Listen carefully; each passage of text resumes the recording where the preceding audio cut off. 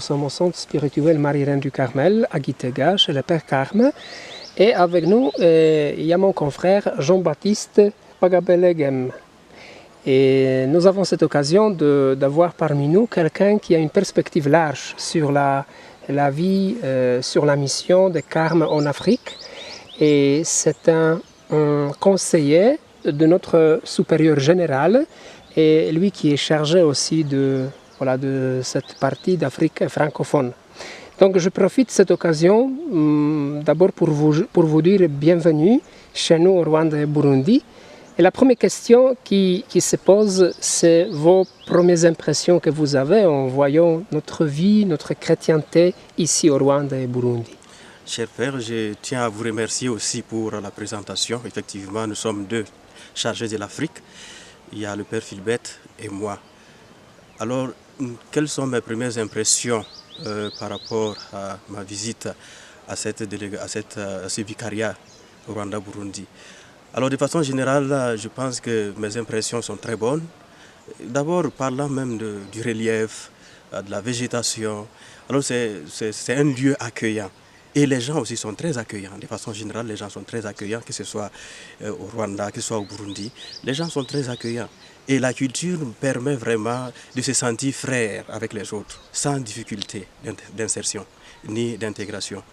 Et c'est avec aussi cette fraternité que j'ai rencontré les confrères, que ce soit les moniales, que ce soit les frères, que ce soit les chrétiens, parce que j'ai eu l'occasion aussi de côtoyer les chrétiens dans les célébrations, dans les rencontres. Alors c'est une bonne impression.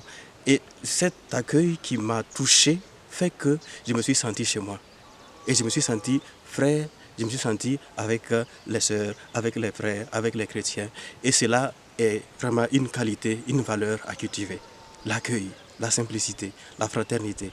Et sans oublier aussi que vous avez passé un long temps à préparer les jubilés. Et donc dans ce contexte de préparation, je vois que vous avez été beaucoup en train de travailler et consentir un peu de fatigue, mais cette fraternité a fait qu'on ne sentait vraiment pas cette fatigue. On sentait des frères qui sont disposés, qui sont enthousiastes, qui sont joyeux pour vraiment me rencontrer. Et cela m'a permis de faire une bonne rencontre. Et donc de façon générale, je peux dire que vous êtes bien, vous êtes accueillants, vous êtes fraternels, que ce soit les confrères, que ce soit les chrétiens. Alors c'est justement dire merci pour cet accueil, merci pour cette fraternité, merci pour cette foi, parce que on sent que c'est cette foi qui vit en vous et à travers cette fraternité à la Thérésienne. Alors merci pour cette possibilité que vous me donnez de vivre cette vie fraternelle avec vous dans tous les domaines. D'origine, vous êtes burkinabé, vous avez une expérience aussi vivre avec les Carmes au Togo, Burkina Faso et Côte d'Ivoire. Et je voudrais vous poser la question qui concerne la perspective un peu plus large, ça veut dire les attentes de l'ordre, vu du nombre croissant en Afrique. Qu'est-ce que l'ordre attend de nous, les Carmes, en Afrique aujourd'hui? Une très bonne question. Alors, lors du chapitre général, quand nous avons eu notre entretien avec Sa Sainteté le Pape François, en audience privée, la même question a été posée au pape. Qu'est-ce que l'Église attend des Carmes déchaux? Qu'est-ce que le pape attend des Carmes déchaux? Et sa réponse peut nous surprendre. Il a dit simplement, nous attendons que vous soyez des Carmes. Alors je me dis, quelles sont les attentes de l'ordre? Ce sont les attentes du pape, ce sont les attentes de l'Église. Que nous soyons des Carmes déchaux, que nous soyons des Carmes thérésiens. Autrement dit, que nous puissions nous réapproprier notre identité. Et en nous basant sur les éléments importants. Et le pape le disait, faites un retour à vos sources pour ranimer la flamme, pas pour être nostalgique, mais pour être des Carmes aujourd'hui, transmettre le charisme aujourd'hui, accompagner les églises locales aujourd'hui avec notre charisme, avec notre héritage spirituel. Et c'est ça qui est important. Et cela passe par la formation. Et vous savez bien que l'ordre aujourd'hui insiste sur la formation. Si nous voulons être efficaces, si nous voulons transmettre le charisme, si nous voulons être au service de l'évangélisation avec les églises locales, alors la formation est incontournable. La formation des formateurs, la formation des jeunes en formation. Et c'est ce qui nous permettra aussi d'être efficaces aussi dans nos maisons de formation, dans nos lieux d'apostolat, dans nos missions. Alors, ce que le Carmel attend des Africains ou des missionnaires Carmes en Afrique, c'est d'être des carmes qui transmettent le charisme à partir de leur expérience de vie. Et c'est le plus important. Et le reste, ça viendra. Quelle serait la mission du Carmel en Afrique, voyant que l'Afrique, c'est un continent jeune au niveau de la population? Effectivement, voyez-vous, même au cours du chapitre général, notre père Saverio, que je salue, avait fait dans son rapport que dans les 10 années à venir, les 10 à 15 années à venir, l'avenir de l'ordre sera orienté vers l'Afrique, vu la croissance, vu sa jeunesse. Et ça, c'est très important aussi. Alors, quelle sera sa mission? Comme je le disais là, la deuxième question est plus ou moins liée à la troisième question. C'est-à-dire, une fois que nous vivons notre identité, que nous réapproprions notre identité et que nous vivons ce charisme, cette spiritualité, alors nous pourrons transmettre aux fidèles chrétiens, à toute personne qui viendrait à nous, ce que nous avons de meilleur, c'est-à-dire l'expérience de Dieu.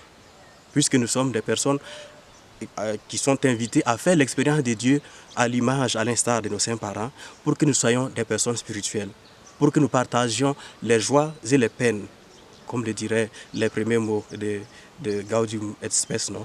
Les joies et les peines des hommes de notre temps. Et comme le même concile le dit, ces joies et ces peines des hommes d'aujourd'hui, des pauvres surtout, sont aussi les joies et les peines de l'Église, des disciples du Christ. Et donc, nous aussi, nous sommes solidaires à toute l'humanité. Et au niveau du Carmel en Afrique, nous ne pouvons pas ne pas être solidaires aux populations, à l'Église locale, dans ses joies, dans ses peines. Surtout que quand nous voyons qu'autour de nous, il y a des conflits, il y a des guerres. Comment est-ce que nous, en tant que carmes ou en tant que carmélites, nous pouvons contribuer dans l'œuvre d'évangélisation pour que ces personnes redécouvrent l'importance, l'identité, la dignité de la personne humaine, parce que nous avons un peu partout une crise d'anthropologie, une crise anthropologique. Comment est-ce que nous pouvons aider les gens à redécouvrir la dignité de la personne humaine pour soigner les familles, pour soigner les sociétés et pour que l'Église soit vraiment un modèle de fraternité universelle. Et nous le pouvons parce que nos saints parents nous l'ont transmis. La fraternité au-delà de l'ethnie, la fraternité au-delà de l'appartenance sociale, de l'appartenance géographique, etc., etc. Et nous sommes appelés vraiment à faire corps avec l'Église locale pour vraiment transmettre ce charisme que nous avons reçu, la spiritualité que nous avons reçue, pour que les gens redécouvrent qu'il fait beau de vivre ensemble, en frères, sans pour autant oublier aussi nos diversités. Parce que c'est la diversité qui permet aussi de construire l'unité. Alors, la mission du Carmel en Afrique, c'est la mission d'évangélisation, c'est la mission de l'Église, tout en sachant et en rappelant que nous sommes des fils et des filles de l'Église, comme le disait notre Mère Thérèse. Voilà un peu ce que je peux dire par rapport à cette question.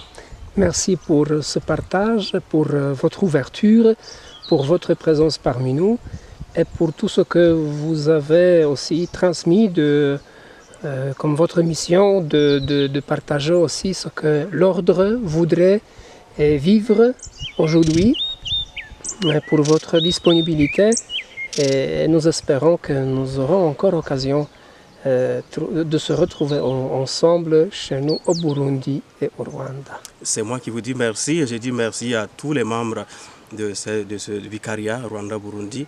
Je remercie à sa tête le Père Zacharie, le vicaire. Je remercie son conseil. Je remercie toutes les personnes qui ont facilité cette visite fraternelle.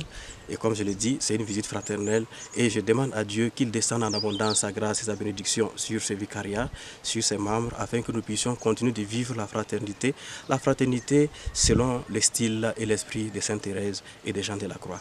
Et qu'ainsi nous puissions être pour l'Église locale un appui, quelque chose de positif pour qu'elle puisse continuer son œuvre d'évangélisation.